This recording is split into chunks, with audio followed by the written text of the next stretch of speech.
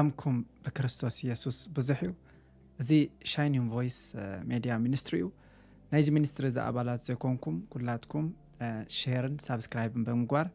نايز مينستري زي أبالات كتكونوا بتحتنا محصناكم لومي كابزو قرابة حتوتات حادة كملسي مالاتيو زحلفة جيزي بزعبا نايز العالم وحسنة فيديو أبصرحنا له جيزي بزعبا ديماس تحتة حتون نيرو ስለዚህ ሎ ማዓንቲ ነትሕቶቲ ኣድራስ ክገብሮ እየ ማለት እዩ ኣብ ካልኣይ ጢሞቴዎስ ምዕራፍ 4 ፍቅዲ 10 ሐዋርያው ቅዱስ ጳውሎስ ኣብታ ካልኣይቲ መልእኽቱ ነጢሞቴዎስ ኣብ ዝጸሓፈሉ ግዜ ዴማስ ነዛ ዓለም እዚኣ ፈትይዋ እሞ ሓደገኒ ናብ ተሰሎንቄውን ከደ ክሪስክሬስ ናብ ገላትያ ቲቶ ድማ ናብ ዳልማታ ኸዱ ይብል ማለት እዩ ስለዚ ኣብዚ ሓሳብ እዚ ሐዋርያ ጳውሎስ ዴማስ ፊዚካሊ ከም ዝሓደጎ ዝሓደገሉ ምኽንያት ከዓ ነዛ ዓለም እዚኣ ፈትይዋ እዩ ዝብል ሓሳብ ዴማስ ካብ ክርስቶስ ከም ዝረሓቐ ካብ ክርስቶስ ከም ዝወፀ ነታ እምነት ከዓ ከም ዝገደፋ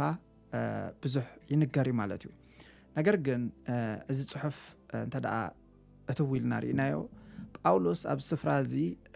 ካልኣይ ጢሞቴዎስ ምዕራፍ 4 ፍቅዲ 6 ምስ ንባተይ በጽሑ ኢሉ ናይ ሮማን ፐርሲኩሽን ወይ ከዓ ናይ መወዳእታ مسيافو زبيلو زنبرة جيزي مالتيو أبز جيزي زدما توم مسؤول زنبرو أقلقلتي نوح جيزي مسؤول زقلقلو مالتيو أبز جيزي زي كم زرحة أو كأو خمس تبتنو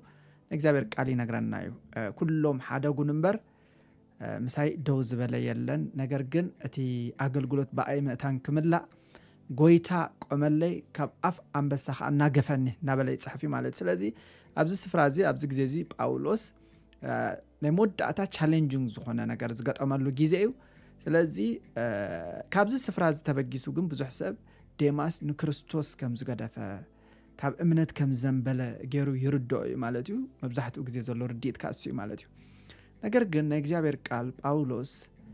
نعي حديقني أزول زلون بر نكريستوس حديقو عيبلن مالتيو طب قولاسياس معرف 4 فدا 14 لوقاس تفكر حكمن ديماسن سلام يبلغهم الله ويلو مالتي سلازي ديماس باولوس ملأختو قولسي اب صحافلو غيزي افراس رخيبو ملأختو حيزو اب زخدلو غيزي كسا اب اسر بيت مسو اب غونو خمز نبره نرينا مالتي سلازي قليل امان زي كونه ببزح تشالنج زحلفه اماني مالتيو ام ملأخت فيلمون ام فقد 24 توم عيتي ماركوسن أرستيكوسن ديماسن لوكاسن سلام يبلغ خالو يبلغ إن فيلمون مال سلازي ما تعيتيو ما سارحتيو ما جلاجلتيو يبلغ مالت سلازي ما جلاجلتو سلازو خنا باولوس أو حدا جيزيجن ديماس تراي زي كونه كلهم فح كم زولو تيتوس ندال ماتا خمس خدا كريسكيس كأن جلاتيا خمس خدا ديماس كأ نتسولونك خمس خدا نكذبير قالي نقرنا مالتيو سلازي أبزي قال زي نزع علم زي فتي وايت بالقال أغابيوس بالقال مالتو deep affection with the present age وكا نزع علم زي أزبلو آيون بالقال زتقام مزنا يحج زلو نابرا مزن حج زلو جيزي طبق زخنا فقر خمسة حازو ديماس يزارب مالتو سلازي ازي ناي كل سب مثالي مالتو ازي ناي بفلاي نحنا كم حبشة نقولاتنا زوكلنا ملأختي مالتي تاي مالتي زي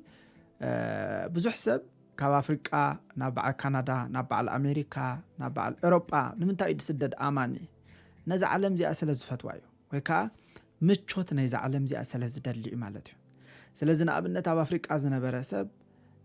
مكرا مسبزحو باستورو قديفو نأمريكا نهار كيدو باستورو نتا إلو يزصحف كستو حادي قني نأمريكا أخيدو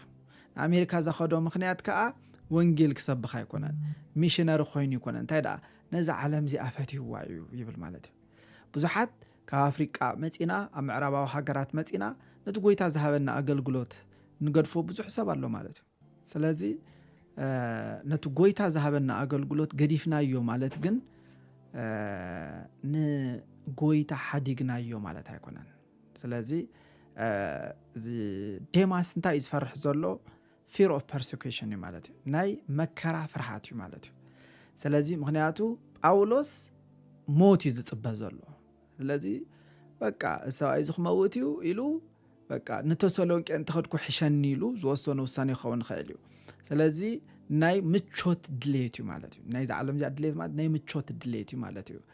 ስለዚ ወይ ከዓ ዓለማዊ ዝኾነ ውሕስና ምድላይ ካብ ኣብ ጎይታ ኾንካ መከራ ምጽጋብ ማለት እዩ ስለዚ ብንጹር ዝነገረና እንታይ እዩ ኣገልግሎት እምበር እምነት ኣይሓደገን ንጳውሎስ እምበር ንጎይታ ኣይሓደጎን መንፈሳዊ ኮምፕሮማይዝ ከም ዝገበረ ዴማስ ግን ኣማኒ ከም ዝኾነ ነገር ግን በዚ ናይ ምድሪ ስምዒቱ ተገዚኡ ንስተወሰነ ግዜ ኣገልግሎቱ ከም ዝሓደገ እዚ ከዓ ብዙሕ ሰብ ዝገብሮ ነገር እዩ ማለት እዩ ገለገለ ስራሕ ቢዙ ኮይና ኣገልግሎትና ንሓድግ ኢና ገለገለ ነቲ እግዚኣብሔር ዝሃበና ኣገልግሎት ገዲፍና ክልተ ስራሕ ሰለስተ ስራሕ ንስራሕሉ ግዜ ኣሎ ናይዚ ዓለም ዚኣ ፍትወት እዩ ስኻላ ኣይኮነን ማለት እዩ ስለዚ እዚ ማለት ግን ንጎይታ ሓዲግናዮ ማለት ኣይኮነን ሓደ ሰብ ንስተወሰነ ግዜ ካብ ኣገልግሎት ርሒቁ ማለት ንጎይታ ገዲፍዎ ማለት ኣይኮነን ስለዚ ካብዚ ጽሑፍ እዚ እንታይ ኢና ንርዳእ ጳውሎስ ክንድምንታይ ዴማስ ክፉእ ዝኾነ ሰብ ከም ዝኾነ ዘይኮነ ዝነገረና ፍትወት ናይ ዓለም ዋላ ነቶም ሓያላት ዝበሃሉ ኣገልገልቲ ኣገልግሎቶም ክሕድጎም ከም ዝኽእል ኢና ንመሃር ማለት እዩ ስለዚ ናይዚ ዓለም ዚኣ ፍትወት ካብቲ እግዚኣብሔር ዝሃበካ ካብቲ ጎይታ ዝሃበካ ዕዮ ኣውፂኡ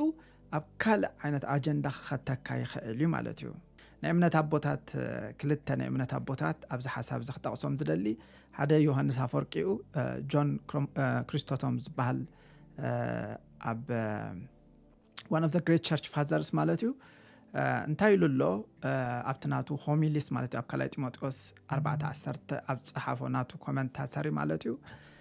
ዴማስ did not fall because of heresy ይብሉ ማለት እዩ ወይ ከዓ ዴማስ ብሕማቕ ዝኾነ ትምህርቲ ወይ ከዓ ሓሶት ዝኾነ ትምህርቲ መጽኡ ይኮነን ኣውዲቕዎ he fell because of the love of comfort ይብሉ ማለት እዩ ምቾት እዩ ንዴማስ ተገይርዎ ኣውዲቕዎ ስለዚ ምቾት ከዓ ንዴማስ ጥራይ ዘይኮነ ንብዙሓት ሰባት ከውድቕ ይኽእል እዩ ማለት እዩ ኢየሱስ ክርስቶስ ጎይታ እዩ ስለዚ ዴማስ እንታይ ኮይኑ ብምቾት ወዲቑ he preferred ease to danger ስለዚ ካብ መከራ ካብ ሓደጋ ምቾት ፈትዩ safety to suffering ውሕስነት ከዓ ካብ ጭንቂ መሪጹ ማለት እዩ እዚ ከዓ ብዙሕ ኣማኒ ክመርጾ ዝኽእል እዩ ማለት እዩ እንዲያው ብዙሕ ኣማኒ ኣብ ዴይሊ ህይወቱ ዝመርጾ እዩ ማለት እዩ ስለዚ እዚ ስለዝገበረ ግን ዴማስ በቃ ንጎይታ ከም ዝሓደጎ ገለ ጌርና ክንርድኦ የብልናን ፕራክቲካል ዝኾነ ኩሉ ሰብ ዝገብሮ ውሳኔ እዩ ማለት እዩ ካልኣይ ከዓ ቴዎዶራት ኦፍ ሳይረስ ኣብ 5 ክፍለ ዘመን ዝነበረ ከዓ እንታይ ኢሉ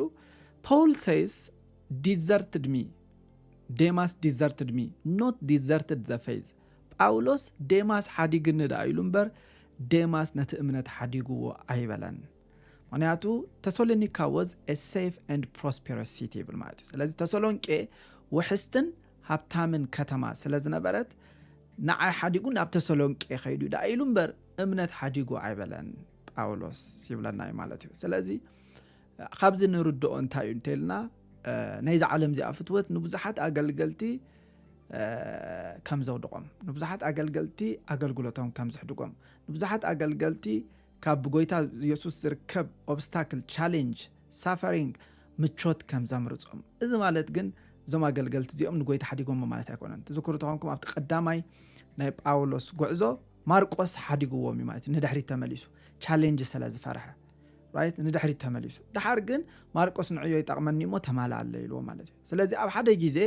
ኣገልግሎት ሓዲግና ማለት ፍትወት ዓለም ሒዝና ካብቲ እግዚአብሔር ዝሃበና ዕዮ ርሒቕና ማለት ካብ ጎይታ ርሒቕና ማለት ኣይኮነን ድሕሪ ዝተወሰነ ግዜ ከዓ እግዚአብሔር ናብቲ ኣገልግሎት ሪስቶር ይገብረና እዩ ማለት እዩ ኢየሱስ ክርስቶስ ጎይታ እዩ ኣብ ቆላስያስ 4:17 ከዓ ንኣግሪጳስ ነታ ካብ ጎይታ ዝተቐበልካዮ ኣገልግሎት ንመፍጻማ ተጠንቀቕ በሉለ ይብሎ ማለት ስለዚ ካብዚ ኩሉ ንርድኦ እንታይ እዩ ነቲ ብክርስቶስ ኢየሱስ ዝተዋሃበና ዕዮ ኣገልግሎት ብመከራውን እንተኾነ ደው ክነብሎ ከም ዘይብልና ካብ ዴማስ እዚና ንመሃር ስለዚ ዴማስ ንጎይታ ኢየሱስ ዘይኮነ ወይ ከዓ ነታ እምነት ዘይኮነ ንጳውሎስን ንመከራን ፈሪሑ ናብ ተሰሎንቄ ናብ ሰይጣን ዘይኮነ ናብ ተሰሎንቄ ናብ ምቾት ከም ዝኸደ ኢና ንመሃር ንስኻትኩም ንዘለዓለም ብሩኻት ኢኹም ሻሎም